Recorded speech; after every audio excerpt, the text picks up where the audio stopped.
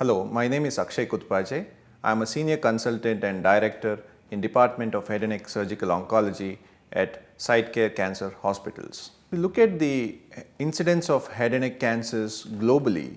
Global incidence is less than 5%. However, you look at the incidence of head and neck cancer in India, it's upwards of 30%, which is a huge number. And this is a lifestyle related problem because in our country we have people eating and chewing tobacco either in a smoked or an unsmoked form, and that is the reason why we have a higher incidence of head and neck cancer compared to the global incidence. So with regards to the recent advances in head and neck surgery, a lot of things have changed. If you look at 20 years back, the surgery involving the throat or the back of the tongue would require cutting the jawbone or opening up the neck and performing surgeries where the surgeries were quite morbid and functionally very difficult to recover.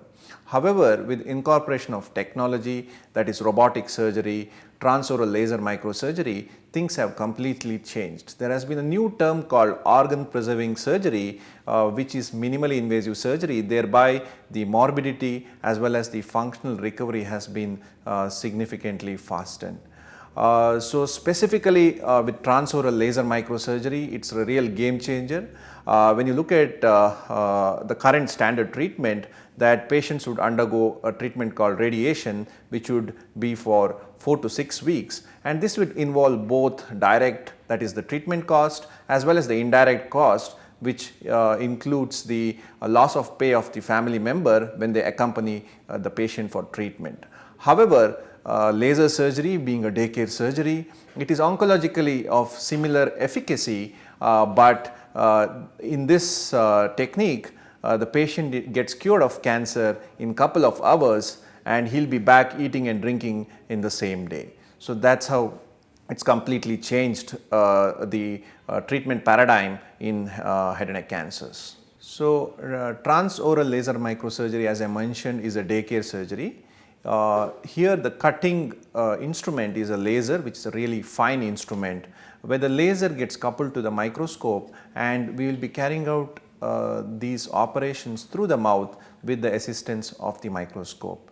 This being a really precise cutting tool, there is minimal loss of tissue, and vocal cord being a very sensitive organ, we do not want to unnecessarily remove normal tissue. Since the tissue removed is minimal, the post-operative recovery, both in terms of function as well as the duration of recovery, comes down significantly. As a result, quality of life dramatically improves with this technique. So recently we had a patient. He was a 52-year-old gentleman who was a manager in one of the firms in Bangalore. He was diagnosed with a vocal cord cancer. Basically, he presented with the change in voice for which he consulted an ENT doctor, and the ENT doctor diagnosed him to have a vocal cord cancer.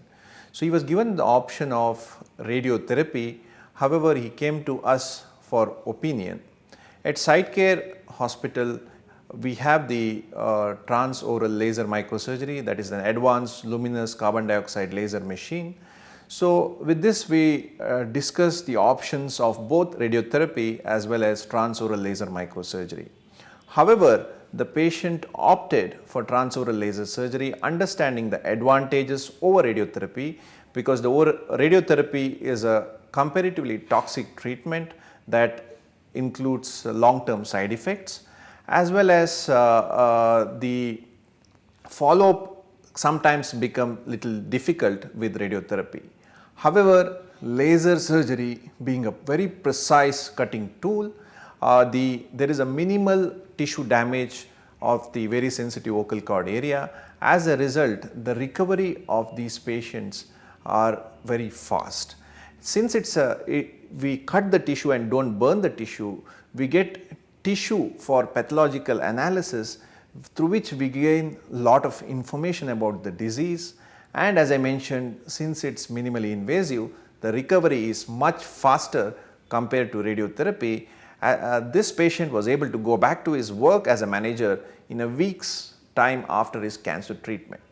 So nowadays, whenever we see a patient and their family members in our clinic, already the patient has visited couple of oncologists and they usually come for a second opinion to finally decide on the treatment, which is their right, and that's how it has to happen in this current scenario.